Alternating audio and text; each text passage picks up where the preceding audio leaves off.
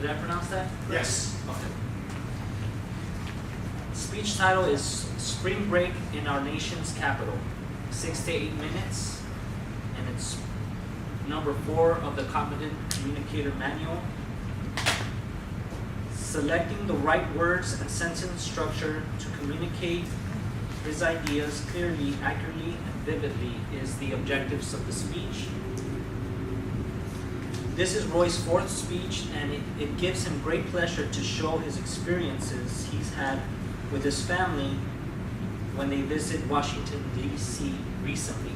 Please help me welcome Roy Collette.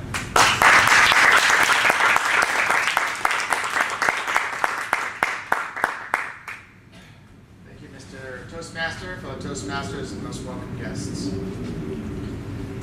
When my wife first approached me about going to Washington, D.C. over spring break with our 7- and 5-year-old children, the first thing I thought to myself was that I would rather be cleaning out the garage.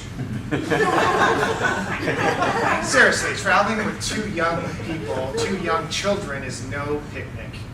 And going to a touristic place where walking on foot is the primary form of transportation, I could already hear my children whining all over the city. I can't walk anymore. I'm too tired. Pick me up. Although my premonitions rang true for the most part, we ultimately had a very memorable and rewarding experience.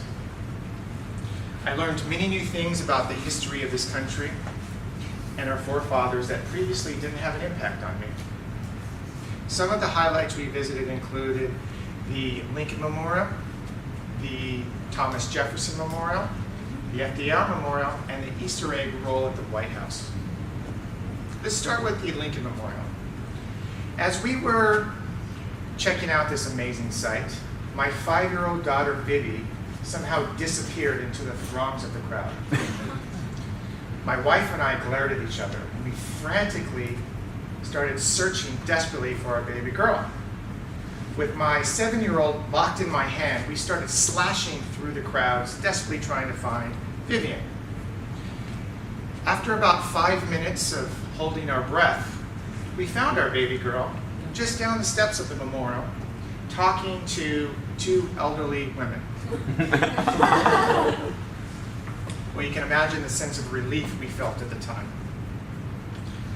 During these 5 minutes of eternity, I suffered multiple heart attacks, and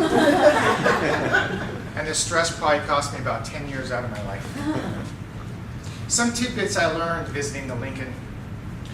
A picture of the Lincoln Memorial is featured on the reverse side of the U.S. penny and the back side of the $5 bill.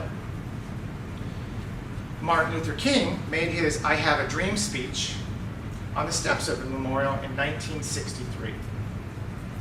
The building, which is in the form of a Greek temple, contains a large seated sculpture of Lincoln with inscriptions of some of his famous speeches scattered all over the walls. The second site we visited that was equally intriguing was the Thomas Jefferson Memorial. Admittedly, I've been there before, but with my kids in tow, I looked at this monument with fresh new eyes. Quotes, letters, famous sayings, and lines from the Declaration of Independence can be found engraved on the surrounding walls. He was a strong believer in the rights of man, in a government derived from the people, in freedom of religion, and the separation of church and state, an education available to all. Thomas Jefferson struck a chord for human liberty 200 years ago that still resonates today. As I was engulfed in reading Jefferson's writing, I thought about the future of this country and the principles that remain intact for the future of my children. Now, how many of you know the only person to be elected U.S. president 4 consecutive terms? FDR? FDR, yes. Franklin Delano Roosevelt, the 32nd president of the United States. A statue of Roosevelt in a wheelchair greets visitors and reminds us of the man who refused to let his disability stop him. This site is situated in between the Lincoln and the Jefferson Memorial, and the 4 open-air rooms represent each of the 4 terms to which he was elected. This site honors one of America's greatest leaders and the optimism and courage that he shared with his fellow citizens through the ordeals of the Great Depression and World War II. An iconic quote from an iconic president. "The only thing we have to fear is fear itself." Finally, on Monday, the day after Easter, the telegenic president and the telegenic First Lady unveiled the 137th annual Easter egg roll at the White House. So when a friend called with an invitation to this event, how could we say no? Games such as egg rolling and egg picking and egg croquet and toss and catch were popular Monday activities. But rolling a hard-boiled egg across the lawn with the president acting as referee was definitely the highlight of the afternoon. My kids even got to experience the annual presidential book reading on one of the private White House lawns. Chase, my son, even got to high-five the president, which was the acme of his parents. Chase, however, seemed nonchalant about it all. He didn't really grasp the impact of being in the presence of the most powerful man on the planet. In conclusion, I'm not a very jingoistic or patriotic person, despite the irony of being born on the 4th of July.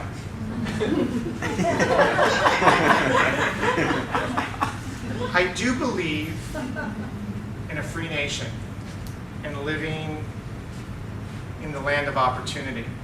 But I remain cynical on the topic of true equality and genuine fairness in this country. Regardless, I had the time of my life in Washington, D.C. Maybe because I looked at this experience through the eyes of my innocent children, the sense of hope that I yearn for their future and for the future of all children.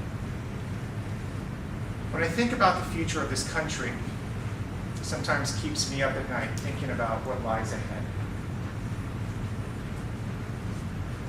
The history of this country is truly remarkable, and at times even awe-inspiring. I was reminded that many of our forefathers were almost prophet-like individuals that helped create solid constitutional foundations that continue to serve as a beacon of democracy all over the world. We should continue to strive to protect these principles, even if these visions of hope come off the path from time to time. I wholeheartedly recommend visiting Washington, D.C. and explore the various monuments and memorials yourselves and make up your own mind what it means to be an American. I'm going to leave you now with one of my favorite quotes. "Darkness cannot drive out darkness. Only light can do that. Hate cannot drive out hate. Only love can do that." Martin Luther King.